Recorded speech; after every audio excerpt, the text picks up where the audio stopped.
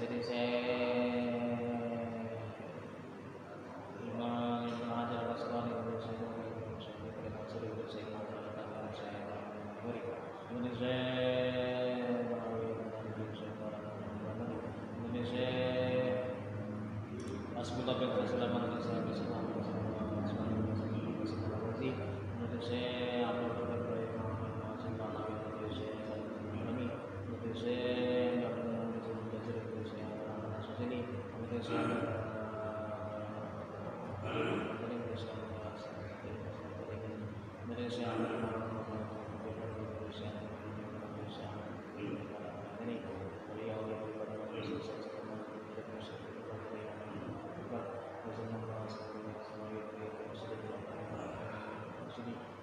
وصولهم وقرهم وسلم على سيدنا محمد صلى الله عليه وسلم نسألك سعة العافية بمعونة وسلم وكرامته الفاتحة أعوذ بالله من الشيطان الرجيم بسم الله الرحمن الرحيم الحمد لله رب العالمين الرحمن الرحيم مالك يوم الدين إياك نعبد وإياك نستعين اهدنا الصراط المستقيم صراط الذين أنعمت عليهم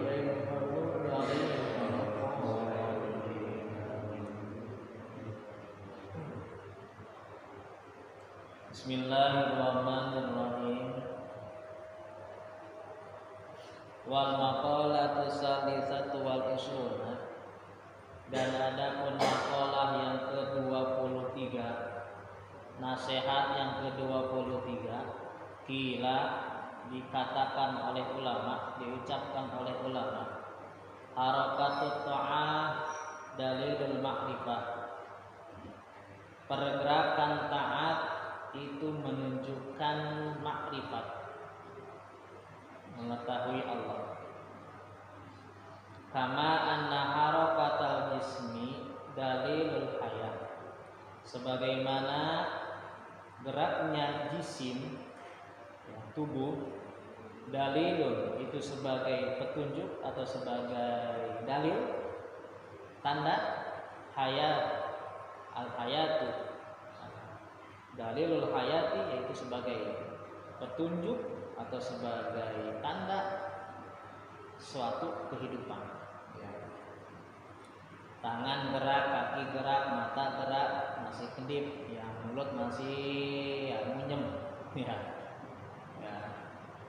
Itu berarti menandakan orang hidup, ya, orang hidup. Tangan besok kujur tubuh diem baik, ya, sejam diem baik, berarti tandanya tak hidup, ya, lewat. Jadi gerakan taat itu menunjukkan seseorang itu mengenal Allah, ya. Jadi makna kata Syekh Nawawi. Jadi kitab ini kan karangan Syekh Ibnu Hajar Al-Asqalani, ya. Syekh Syihabuddin Ahmad bin Hajar Al-Asqalani, ya. Syekh Ibnu Hajar Al-Asqalani punya murid namanya Syekh Zakaria Al-Ansori. Syekh Zakaria Al-Ansori punya murid namanya Syekh Syihabuddin Ahmad bin Hajar Al-Haytami, yang disebut Ibnu Hajar Al-Haytami. Ibnu Hajar Al-Asqalani punya murid Syekh Zakaria Al-Ansori. Syekh Zakaria Al-Ansori punya murid namanya Syekh Ibnu Hajar Al-Haytami. Itu ahli fikih. Kalau Ibnu Hajar Al-Asqalani ahli hadis. Terus Syekh Ibnu Hajar Al-Haytami punya murid namanya Syekh Zainuddin Al-Malibari, pengarang kitab Fathul Mu'in. Ini kitab karangan Syekh Ibnu Hajar Al-Asqalani. Kitabnya mah kecil, mungkin seukuran segini kayaknya. Tip ya, gedenya segini Pak. Mata. Kecil kitabnya. Disarahi, diperluas, diperdetail oleh Syekh Nawawi Al-Bantani. Syekh Nawawi Banten, ulama Indonesia. Ya. Jadi ulama Arabnya ada, ulama Indonesianya ada. Jadi kita ngajinya dua ulama nih. Arab dan Indonesia. Arab dan Indonesia. Ada lagi saya punya kitab yang dari mana tuh? Dari Sulawesi. Syekh Arsyad. Ya. Ada kitab Syekh Arab, karangan Syekh Arsyad Al-Banjari. Syekh Arsyad Al-Banjari. Kalimantan. Ya, Kalimantan. Tahu tuh? Ke situ kayaknya. Apa dulu sekumpul? Bapaknya Abu Kumpul. Buyutnya bukan. Ya, kitab dari kitab tasawuf. Ya, kitab tasawuf. Gue belum dibuka, belum dibaca-baca. Ya. Baca-baca.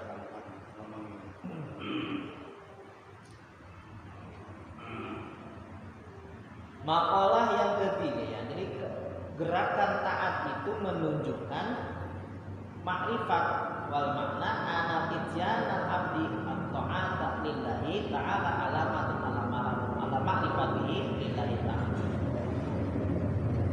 Maksudnya kata Syekh Nawawi ya, seorang hamba yang melakukan ketaatan itu menjadi ciri, menjadi alamat atas pengetahuannya terhadap Allah. Ya. Seseorang melakukan ketaatan berarti itu menandakan bahwa dirinya mengetahui Allah. Ya. Mengetahui Allah. Walaupun kita mah mengenal Allah baru dengan asma, namanya doang. Ya. Belum benar-benar hakikat, ya, belum benar-benar ngusul lah, ya, baru tahu doang, ya, zahir doang, hati kitanya mau, ya, naik turun.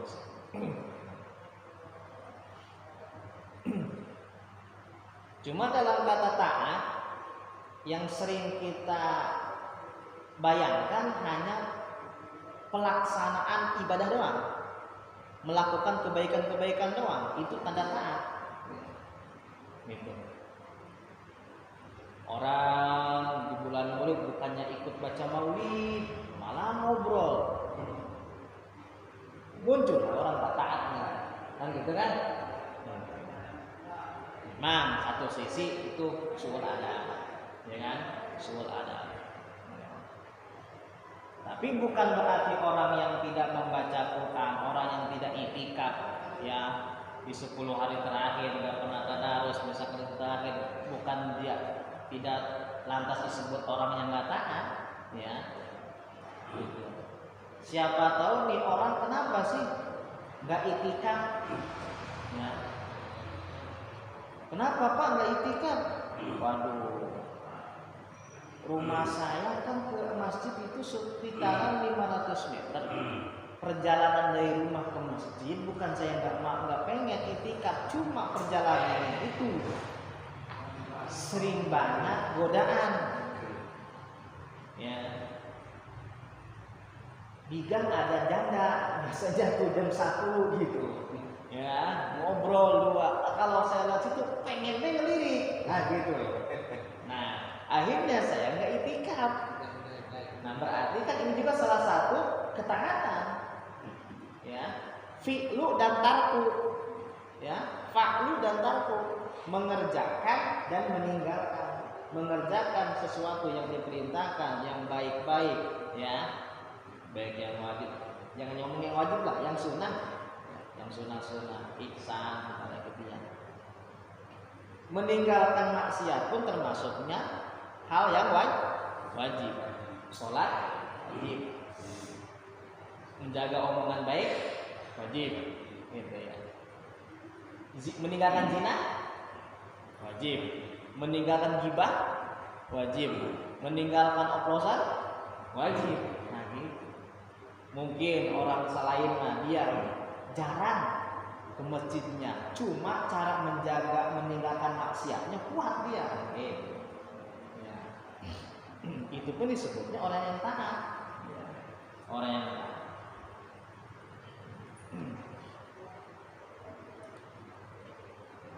Jadi banyak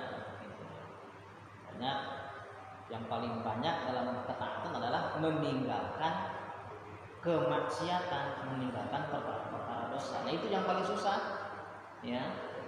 Meninggalkan perkara itu susah. Datang ke pengajian, alhamdulillah bisa lah. Dan juga bisa maksa-maksain, gitu ya. Ngaji memang berat.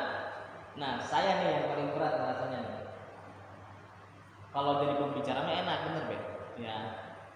Dulu saya penasaran kok guru saya ngaji dari jam 9 jam 8 pagi sampai jam 12. Belum puasa enggak? Ada puasa kan? Puasa kan lapar ngantuk kan gitu. Jam 12, jam 1 mulai, setengah 1 sampai asar. Ntar malam mulai jam berapa? Jam 9 bis tarawih sampai jam 1. 4 jam ya. Ini enggak capek-capek nih guru saya nih ngomong gitu ya. Ada kodam apa nih gitu. Kodam apa ini gitu kan. Dari bis tarawih istirahat paling ngopi gitu kan, ngopi bis tarawih ngopi, rokok gitu kan, batang dua batang mulai ngaji. Sampai jam 1. Istirahat jam 11. Istirahat dulu, rokok sebatang. Santuy yang udah dewasa ngerokok kan. Guru mau rokok ya kita ngerokok sebatang. Udah, habis dapat sebatang, ya kopi setengah gelas, mulai lagi. Kadang-kadang jam 12 berhenti, mulai lagi jam 1 sampai sahur.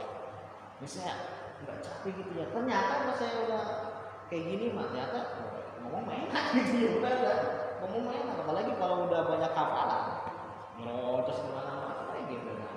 Nah lihat baik para dewan-dewan di atas, ya kan ngomong nyelojos baik kan enak kan.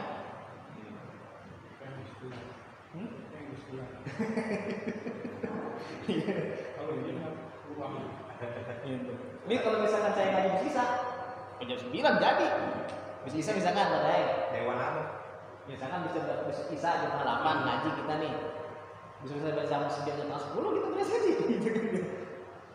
Di rumah aja ya kalau nggak ngelihat jam terus baik kan. Gitu ya. Godaannya apa? Ketika di rumah malam Rabu saya jadi pendengar. Nah itu berat timbul. Nah, saya udah hafal itu gitu kan, udah hafal itu, tapi kan wajib jadi ikut ngaji kan. Mau ustadz mau biaya waktunya ngaji ikut ngaji. Si pematerinya mau contoh atau orang tua ya wajib saya datang walaupun udah hafal. Nah itu berat godaannya itu, berat itu ya. Karena nunjukin apa supaya munculin ilmu itu jadi nur cahaya. Bagaimana caranya ketika kita jadi mustami, padahal itu udah hafal semua tuh yang dibicarain, udah tahu. Bagaimana caranya ngosongin ilmu di dalam diri kita itu tuh, kata ulama. Datang ke pengajian kosongin, masuk kosongin itu bukan dihilangkan, ngerasa diri belum paham. Susah ya tahapan ke situ. Susah. Ya harus coba terus, harus dilatih terus. Wal maqalah rabi'atu wal isruna, dan maqalah yang keempat yang ke-24, nasihat yang ke-24. Qala Nabi sallallahu alaihi wasallam, bersabda baginda Nabi sallallahu alaihi wasallam, aslu jami'il khotoya hubbud dunya. Asal muasal segala kesalahan ya hubud dunia, yaitu cinta dunia. Asal masalahnya, asal pokok masalahnya adalah dari cinta dunia. Apa yang maksudnya hubud dunia? Wahiyya mazada anil hajati. Hubud dunia adalah perkara yang bertambah ya, dari kebutuhan ya. Butuh kita segini, pengen lebih. Butuhnya seliter, pengennya 3 liter. Gitu. Ya, berlebihan. Jadi, ya kalau ini Tapi ya nggak mesti ibaratnya gini, ya. Pak Iwan misalkan butuh sehari 200.000, resiko kulkas sehari 200.000. Ada yang ngasih misalkan, dan saya kasih ini 500.000. Gitu. Enggak, cukup 200.000 aja. Hebat itu orang kayak gitu tuh, gitu ya. Ada padai, saya kasih 500.000. Padahal kebutuhannya sehari 150, berarti kan lebih 350.000. Ambil aja sih kan, wah mantap, tiap hari 500.000, ya kan ya. Berarti kan ada lebihannya kan, melebihi dari kebutuhan sehari-hari. Tapi niatnya daripada uang 350.000 ini dipegang oleh orang kafir, nama saya orang Islam, gitu niatnya. Ditabung sama kita, ya disimpan buat kebutuhan, ya buat yang mau nolong, ada saudara, ada tetangga misalkan yang ada kebutuhan, nah kita kan bisa ngasih kalau udah ada lebihan, kan gitu. Niatnya kayak gitu niatnya. Tapi biasanya kalau udah punya duit kan lupa. Udah nginget. Memang benar biasanya kayak gitu. Tapi minta baik, tapi tambahan rezeki lebih. Gitu. Makanya ada kiai gini, ya, kiai pada rumahnya gede-gede, ya, kayak di Cidahu, Sukasirna, ya, dan jaga berguru sekumpul, ulama sufi, tapi lihat rumahnya megah, gitu kan ya, klasik, mewah gitu kan, karena punya kendaraan, rumah megah, bukan termasuk orang yang hubud dunia, sebelum termasuk orang hubud dunia, gitu ya. Bisa menjadi karena orang berilmu mah punya apa ya, ibaratnya rem, ya, bisa manuver gitu. Sebagai pembalap mah bisa manuver dia. Ketika dikasih rezeki banyak, bisa tasarufinya, gitu ya. Bisa mengolah hatinya. Saya punya rezeki, gitu kan, nyenengin anak istri kan wajib nafkah, gitu kan, rumah dibesarin supaya orang percaya, orang yang berilmu mah, yang menolong agama Allah, yang berjuang di jalan Allah, pasti diurus dunianya gitu, ya. Kalau buat nyenengin keluarga itu salah satu ibadah bukan? Oh iya, nafkah wajib. Bahkan gini, jangan dulu ngasih ke orang lain sebelum ngasih ke orang tua. Ada di ayat Qur'annya tuh, saya lupa apa namanya. Alil walidaini wal aqrabina. Sama orang tua dulu, baru ke kerabat. Ke orang tua, ibu, bapak, mertua, gitu kan. Yang udah selesai kasih ke saudara kita yang seibu, sebapak, gitu ya, saudara kandung. Terus kasih udah beres, dikasih baru kan, yang termasuk keponakan, gitu kan ya. Baru yang ke lain yang dikasih, gitu kan. Jangan kebalik, royal ke orang lain, ke orang tua, royal. Dosa itu, dosa, ya. Termasuknya dosa besar. Ya. Orang yang royal ke orang lain tapi tidak ke orang tua, yang dicari bukan pahala yang dicari, apa namanya, ya pencitraan kayak gitulah, ya. Kalau bahasa Arabnya kan asana minan nas, ya, pujian dari manusia. Bahasa sekarang pencitraan gitu, pencitraan. Tapi kalau ke orang tua, ya, karena kewajiban.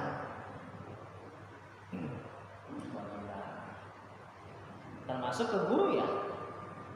Jangan terlalu kata Poli ke orang tua dulu, guru saya mau dikasih biarin aja, kan masih orang lain. Guru itu termasuknya orang tua, ya, orang tua yang mengurusi bagian batin, yang ngurusin keabsahan sholat, ngurusin keabsahan wudu, ngurusin keabsahan haji, umroh, zakat, bagaimana itu.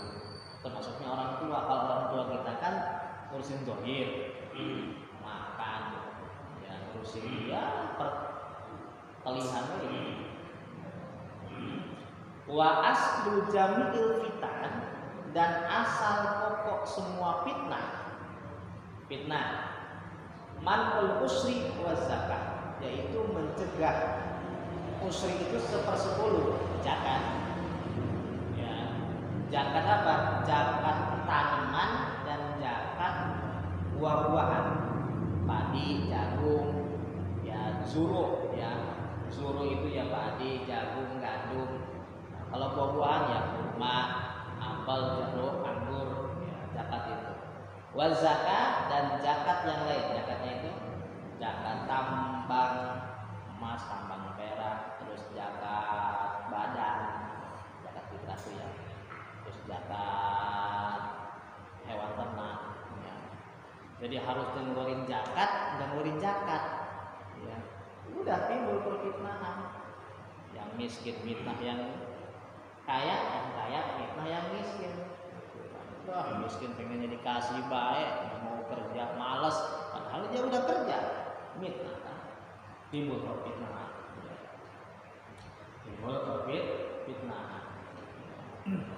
Kalau dalam syariat, dalam ilmu tasawuf, pelit itu nggak ada. Pembahasan orang pelit itu nggak ada. Tapi kalau di akhirat nanti ada siksaan bagi orang yang bukhola. Orang yang pelit ada, ya, orang yang pelit. Tapi pembahasan di tasawuf mah tidak ada istilahnya orang yang pelit, hanya saja ada orang yang tomak, ya, serakah, atau orang yang ngarep-ngarep dari manusia. Karena pelit itu ungkapan dari orang yang ngarep-ngarep dikasih. Misalnya, lah saya baik-baik Pak Iwan lah, siapa tahu ngasih. Itu kan ya, 2 bungkus Maroko gitu kan ya. Orang udah bisa pelit nih orang nih, nggak peka gitu kan ya, gitu kan, nggak peka tuh muncul kan. Padahal belum tentu seperti itu. Ya. Jadi waktunya bayar zakat, nggak bayar zakat, ya padahal maksudnya sedikit zakatnya ya, sedikit. 1/10 itu, ya 1/10 itu rukul usri, ada lagi rukul usri 1/10, ya 1/10 1/4, 100 1/10 dari 100 10. 1/4 dari 10 2,5. Itu dia hitung cepatnya ya, hitung cepat. Jadi 2,5%, ya 2,5%. 2,5%. Nanti bahas zakat di Fathul Qorib, nanti bahas zakat. Jadi harus dizakatin, nggak masih zakatin. Ada yang mengatakan, Kiai ngomong ke saya, zakat juga ada yang spontan. Misalkan Pak Budi dapat uang hari ini nih, malam ini pulang dari masjid tiba-tiba ada tamu bawa duit 10 juta, wajib zakat. Ya, itu pendapat dari Imam Hanafi, ya, Imam Syafi'i, ya nggak mesti, itu nggak mesti. Ya. Imam Syafi'i aja nggak mesti itu. 10 juta dari 2,5% berapa? 250.000 ya, 250.000. Ih kecil udah, ya kecil. Tapi kecil dia ngomongnya waktu belum ada duit. Udah ada duit, waduh, 150.000 lumayan ini buat beli bensin mobil nih, gitu kan ya. Beda, pokoknya beda. Ya itulah, ya kelemahan iman kita seperti itu. Sekarang naik begitu nih, wah, gitu kan. Ya Allah, kalau saya dapat uang saya keluarin zakat, naik kan iman, dapat duit, rep gitu, gitu kan ya. Ya zidu yang iman naik dan iman susah emang lah. Karena apa? Perkara wajib, ya. Tapi tetap ya kita keluarin baik, walaupun belum, misalkan kata Imam Syafi'i belum termasuk, belum ke nisab zakat, ya harus nunggu setahun. Kata Imam Syafi'i harus nunggu setahun. Dapat hari ini 100 juta, tunggu setahun dulu, nanti sisanya baru zakatnya. Ya, jangan. Ya kalau aman. Tapi tetap kita mah ngarah aman baik, ngambil yang aman. Ngambil yang aman. Udah keluarin B 2,5%. Ya. Kalau memang ya Allah ini kata Imam Syafi'i seperti ini, kata Imam Hanafi seperti ini, saya belum paham, tapi saya mau mengeluarkan. Kalau memang ini sudah termasuk zakat, saya keluarkan zakat. Tapi kalau misalkan kata Imam Syafi'i ya beli sedekah kan? Jangankan zakat, sedekah aja tanpa ulfala untuk mencegah bahaya. Itu gitu. Keluarin banyak. Waktu saya tadus bini 2 tahun sekali itu kan ada acara di rumah. Apa sih namanya? Selamat anak-anak ngaji kan? Naik ke panggung tuh, pentas ke panggung. Nah, dapat uang dari saweran orang tua tuh ya kan? Orang tua seneng lihat anaknya berani pentas ke panggung, gitu kan, baca surat apa atau baca apa. Biasa kan ada yang ngasih buket, ada yang ngasih ini kan. Saweran gitu kan, uangnya kan buat guru ngaji ya saya gitu, buketnya dikasih ke saya. Nanti ketika dihitung gitu kan ya, kes acara besok dihitung dapat uang berapa gitu kan dari saweran gitu kan ya, dari saya panggung itu. Panggung udah beres, lunasin, son lunasin, tukang masak lunasin, tukang sayur lunasin, udah beres, sisanya berapa? Nah gitu kan. Walaupun belum termasuk bayar zakat, keluarin saya 2,5% dari pendapatan saya itu, dapat 3 juta, berapa 2,5% dari 3 juta? Keluarin bayar, tapi ketika saya ngasihnya nggak mau mencatat saya, enggak, kasih aja, niatnya keluarin zakat. Kasih, karena mencegah datangnya mara bahaya, itu baik. Wal maqalatul khamisatu wal isruna, dan adapun makalah yang ke-25 kila diucapkan oleh ulama al-mukirru bitaksir, orang yang mengklaim bitaksir. Taksir itu lemah ya, aibil ajzi, orang yang mengklaim dirinya itu merasa lemah amit taati, dari melaksanakan ketaatan ya, abadan selama-lamanya, mahmudun, itu akan jadi orang yang terpuji ya, jadi orang terpuji. Kita itu kan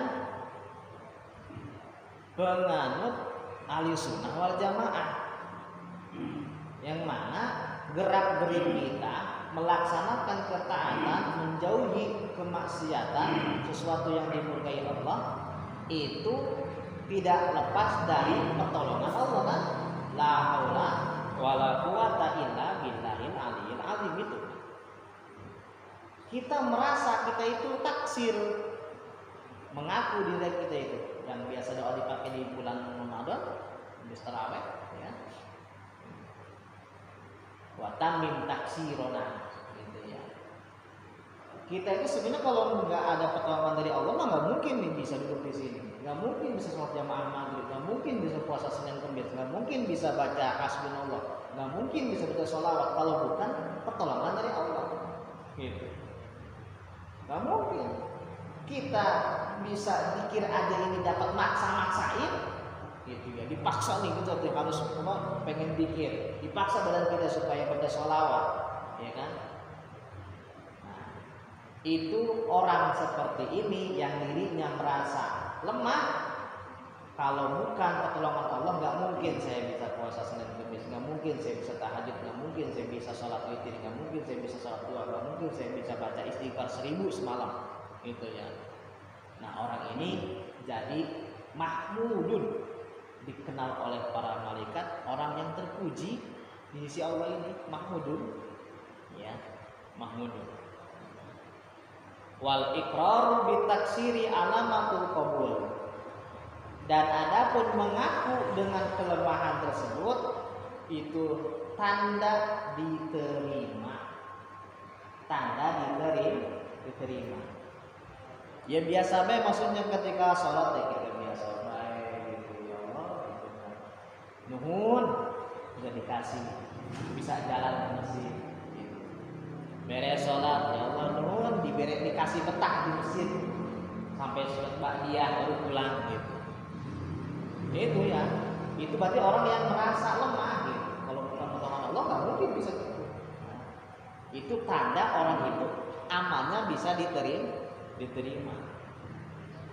Nabi annahu karena mengaku pengakuan itu isyaratun sebagai isyarat ila adamil ujbi wal kibri. Isyarat bahwa orang yang seperti ini mah tidak adanya sifat ujub dan sifat takabur. Ya. Sifat ujub dan sifat takabur ngaku dalam hati merasa gitu ya. Disebutnya kalau istilah orang-orang yang ahli fikih mah tukang apa ya? Suluk itu ma'alul ihdor. Ada ma'alul ihdor. Ketika kalau ada perkumpulan zikir bersama guru musyrik itu biasanya ada yang dari awal sampai akhir ada pertengahan sesinya itu ada ma'alul ihdor. Ihdor itu diem. Berapa begitu? Tapi nggak tidur. Nggak tidur. Ya. Mengeningkan cipta pada gitu. Ya ngerasa diri kita itu paling hina, bahkan dari batu kerikil pun itu masih mulia batu kerikil ketimbang kita. Semut masih mulia semut ketimbang kita. Itu sampai kita paling rendahnya dari antara makhluk Allah. Ya. Jadi tanda orang ini tidak ada sifat ujub dan sifat takabur. Tapi kalau klaimnya diomongin di depan manusia, Pak Iwan saya ini kalau bukan karena Allah saya nggak bisa kayak gini. Ada sifat ujubnya itu. Ya. Bilang Pak Iwan saya maksa-maksain malam. Terus tahun nih tahajud lancar gitu. Ujub udah ya takabur gitu. Nggak ada sifat-sifat takabur ini. Ya. Jadi ketika ada orang melihat orang lain tidak bisa melaksanakan ibadah dengan sempurna, kita ngerasa iba gitu. Allah kasih amanah tuh orang bisa gitu. Masa kasihan. Iya. Amalan-amalan sufi, amalan-amalan tarekat. Ya. Jadi tarekat itu, ya, tarekat itu bukan hanya duduk di masjid duduk wais zikir, loh, paling banyak. Ya. Batasnya kan ada yang 100, ada yang 155 gitu kan ya. Yang banyak itu termasuk yang ketik geraknya itu di masyarakatnya. Gitu. Di masyarakatnya ini termasuknya amalan orang sufi, orang-orang yang bertasawuf ikuti jejak langkahnya. Dia kan udah lihat wali songo, ya kan? Ketika menyebarkan agama Islam, tidak langsung dirubah semua kan? Ikutin dulu kan? Ikutin yang kemarin atau di Kudus ya kalau penyembelihan bagi pengajian kan? Ikutin terus kan? Karena menjaga perasaan orang lain, gitu. Menjaga perasaan orang lain.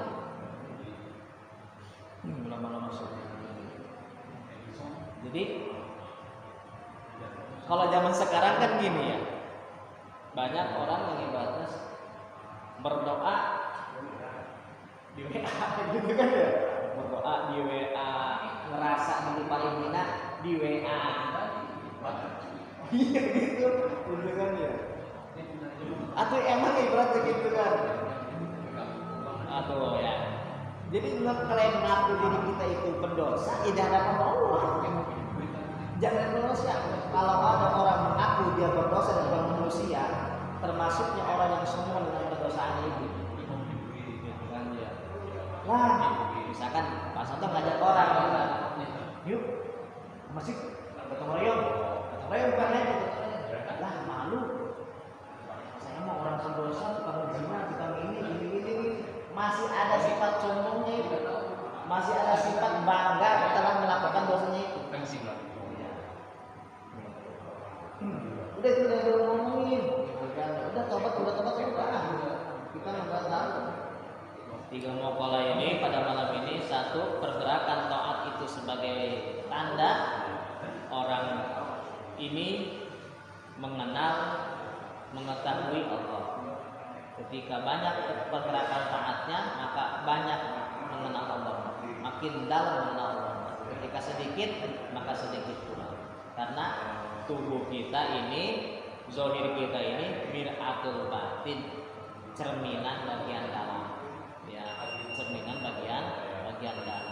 Yang keduanya masalah bukti dunia adalah asal muasal dari kesalahan, dari keburukan, dan asal masalah dari semua fitnah yaitu mencegah mengeluarkan zakat. Ya, kita mengeluarkan sedekah wajib. Jadi, ya kita berpakaian yang bagus boleh. Ya, kalau memang ada dananya yang wajib sudah terpenuhi, kata abah saya, pakaian-pakaian yang bagus pakai. Kalau ada uangnya ya cukup buat beli, tapi tidak mengabaikan kewajiban keluarga, ya silakan beli. Termasuknya itu menghormati badan. Makanya kenapa tuh orang-orang kayak abuya suka udah pakai jubah kayak gini, pakai rompi kan ada tuh. Kayak orang-orang Mekah tuh, imam Masjidil Haram pakai rompi, ini kan banyak itu. Itu kemegahan, tanda sebagai orang yang berilmu seperti itu pakainya. Gitu ya. Seperti itu. Ya kalau misalkan saya pakai gitu nggak bisa menjaga dari ilmu, belum masih bawah cetek. Hati saya bisa langsung waduh, ser-ser nantinya. Ya. Belok-belok bahaya. Ala kadang paling saya kuatnya pakai sorban doang. Yang ketiganya adalah pengakuan lemahnya diri kita dalam melaksanakan ketaatan dan menjauhi maksiat. Ya, itu sebagai tanda orang yang dipuji, ya, mahmudun, dan sebagai tanda akan diterima. Ya, pengakuan tersebut diterima. Ya, ibadah-ibadah yang dikerjakannya diterima. Jadi ngeliat orang kok salah sholatnya, nggak langsung dihantam, ya, tapi ngerasa oh gitu kan, gimana nih orang itu ya, kasihan amat gitu, ibadah gitu ibadah.